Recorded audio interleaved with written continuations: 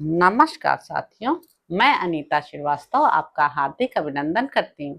श्रीमद् वाल्मीकि रामायण में आज का प्रसंग है श्री राम और रावण का युद्ध। महाबली वीर विरूपाक्ष तो मारा ही गया था, महोदर और महापाश भी काल के गाल में डाल दिए गए। यह देख उस महासमर के भीतर रावण के हृदय में महान क्रोध का आवेश हुआ। उसने सारथी को रथ आगे बढ़ाने की आज्ञा दी और इस प्रकार कहा, सूत मेरे मंत्री मारे गए और लंकापुरी पर चारों ओर से घेरा डाला गया। इसके लिए मुझे बड़ा दुख है। आज राम और लक्ष्मण का वध करके ही मैं अपने इस दुख को दूर करूंगा। रणभूमि में उस राम रूपी वृक्ष को उखाड़ फेंकूंगा और जो सीता रूपी फूल के द्वारा फल देने वाला है तथा सुग्रीव, जामवान, कुमुद, नल, द्विविद, मैंद, अंगद, गंधमादन, हनुमान और सुषेण आदि समस्त वानर युद्धपति जिसकी शाखा प्रशाखाएं हैं। ऐसा कहकर महान अतिरथी वीर रावण अपने रथ की घड़घड़ाहट से दसों दिशाओं को गुंजाता हुआ बड़ी तेजी के साथ श्री रघुनाथ जी की ओर बढ़ा। रथ की आवाज से नदी, पर्वत और जंगलों सहित वहां की सारी भूमि गूंज उठी, धरती डोलने लगी और वहां के सारे पशु पक्षी भय से थर्रा उठे। उस समय रावण ने तामस नाम वाले अत्यंत भयंकर महाघोर अस्त्र को प्रकट करके समस्त वानरों को भस्म करना आरंभ किया। सब और उनकी लाशें गिरने लगी, उनके पांव उखड़ गए और वे इधर उधर भागने लगे। इससे रणभूमि में बहुत धूल उड़ने लगी। वह तामस अस्त्र साक्षात ब्रह्मा जी का बनाया हुआ था, इसलिए वानर योद्धा उसके वेग को सह न सके। रावण के उत्तम बाणों से आहत हो वानरों की सैकड़ों सेनाएं तितर बितर हो गई हैं। यह देख भगवान श्री राम युद्ध के लिए उद्यत हो सुस्थिर भाव से खड़े हो गए।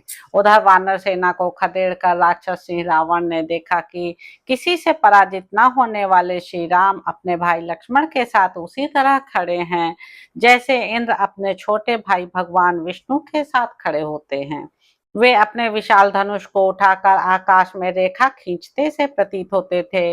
उनके नेत्र विकसित कमल दल के समान विशाल थे, भुजाएं बड़ी बड़ी थीं और वे शत्रुओं का दमन करने में पूर्णतः समर्थ थे। तदंतर लक्ष्मण सहित खड़े हुए महातेजस्वी महाबली श्री राम ने रणभूमि में वानरों को भागते और रावण को आते देख मन में बड़े हर्ष का अनुभव किया और धनुष के मध्य भाग को दृढ़ता के साथ पकड़ा।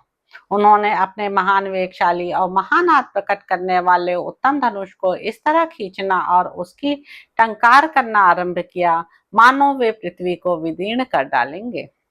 रावण के बाण समूहों से तथा श्री रामचंद्र जी के धनुष की टंकार से जो भयंकर शब्द प्रकट हुआ, उससे आतंकित होकर सैकड़ों राक्षस तत्काल धाराशाही हो गए। उन दोनों राजकुमारों के बाणों के मार्ग में आकर रावण चंद्रमा और सूर्य के समीप स्थित हुए राहु की भांति शोभा पाने लगा। लक्ष्मण अपने पहने बाणों के द्वारा रावण के साथ पहले स्वयं ही युद्ध करना चाहते थे, इसलिए धनुष तान कर वे अग्निशिखा के समान तेजस्वी बाण छोड़ने लगे। धनुर्धर लक्ष्मण के धनुष से छूटते ही उन बाणों को महातेजस्वी रावण ने अपने सहायकों द्वारा आकाश में ही काट गिराया। वह अपने हाथों की फुर्ती दिखाता हुआ लक्ष्मण के एक बाण से, तीन बाणों को तीन बाण से और 10 बाणों को उतने ही बाणों से काट देता था। समर विजयी रावण सुमित्रा कुमार को लांघकर रणभूमि में दूसरे पर्वत की भांति अविचल भाव से खड़े हुए श्री राम के पास जा पहुंचा। श्री रघुनाथ जी के निकट जाकर क्रोध से लाल आंखें किए राक्षस राज रावण उनके ऊपर बाणों की वृष्टि करने लगा। रावण के धनुष से गिरती हुई उन बाणधाराओं पर दृष्टिपात करके श्री राम ने बड़ी उतावली के साथ शीघ्र ही कई भल्ल हाथ में लिए। रघुकुल भूषण श्री राम ने रावण के विषधर सर्पों के समान महाभयंकर एवं दीप्तिमान बाण समूहों को उन तीखे भल्लों से काट डाला। फिर श्री राम ने रावण को और रावण ने श्री राम को अपना लक्ष्य बनाया और दोनों ही शीघ्रता पूर्वक एक दूसरे पर भांति भांति के पैने बाणों की वर्षा करने लगे।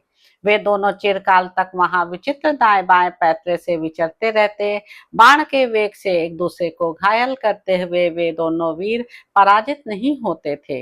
एक साथ जूझते और सहायकों की वर्षा करते हुए श्री राम और रावण यमराज और अंतक के समान भयंकर जान पड़ते थे।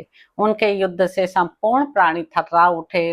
जैसे वर्षा ऋतु में विद्युत समूहों से व्याप्त मेघों की घटा से आकाश आच्छादित हो जाता है, उसी प्रकार उस समय नाना प्रकार के बाणों से वह ढक गया था।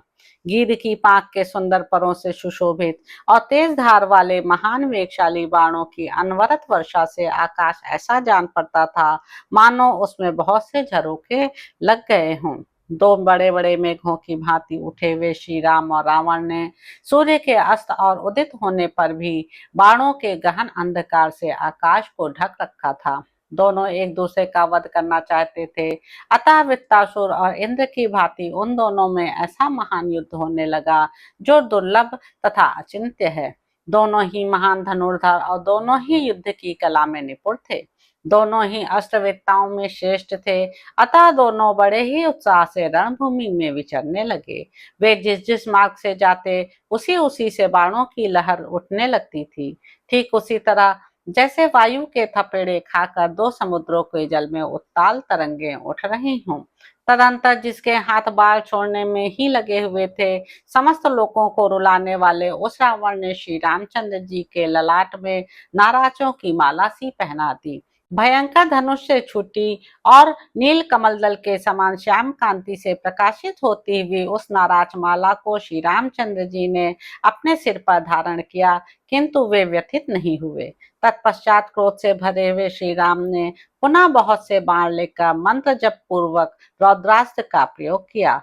फिर उस महातेजस्वी महापराक्रमी और अविच्छिन्न रूप से बाण वर्षा करने वाले श्री रघुवीर ने धनुष को कान तक खींचकर वे सभी बाण राक्षस राज रावण पर छोड़ दिए। वे बाण राक्षस राज रावण के महामेघ के समान काले रंग के अभेद्य कवच पे गिरे थे, इसलिए उस समय उसे व्यथित न कर सके। संपूर्ण अस्त्रों के संचालन में कुशल भगवान श्री राम ने पुनः रथ पर बैठे हुए राक्षस राज रावण के ललाट में उत्तम अस्त्रों का प्रहार करके उसे घायल कर दिया। श्री राम के वे उत्तम बाण रावण को घायल करके उसके निवारण करने पर फुफकारते हुए 5 सिर वाले सर्पों के समान धरती में समा गए। श्री रघुनाथ जी के अस्त्र का निवारण करके क्रोध से मूर्छित हुए रावण ने आसुर नामक दूसरा महाभयंकर अस्त्र प्रकट किया।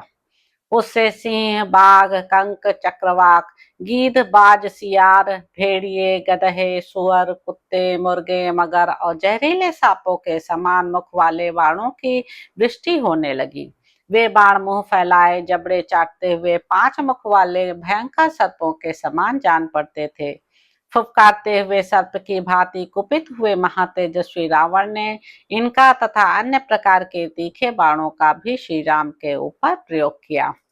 उस आसुराज से आवृत हुए अग्नितुल्य तेजस्वी महान उत्साही रघुकुल तिलक श्री राम ने आग्नेयास्त्र का प्रयोग किया। उसके द्वारा उन्होंने अग्नि, सूर्य, चंद्र, अर्धचंद्र, धूमकेतु, ग्रह, नक्षत्र, उल्का तथा बिजली की प्रभा के समान प्रज्वलित मुख वाले नाना प्रकार के बाण प्रकट किए।